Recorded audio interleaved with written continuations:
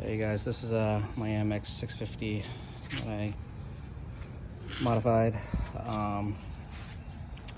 Have a 3000 watt 60 volt motor, lithium ion battery, 20 amp hour. What else? Got the green spokes. I need to upgrade the brakes, upgrade the hydraulic brakes, upgrade the pads. So I was trying to go with the Devastator color scheme from Transformers, Decepticon.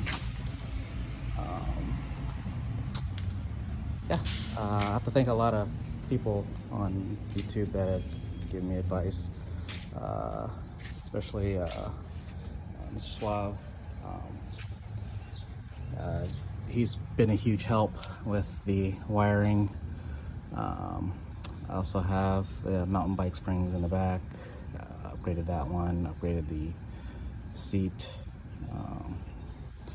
levers, full throttle. What else? And that's pretty much about it. Thank you guys.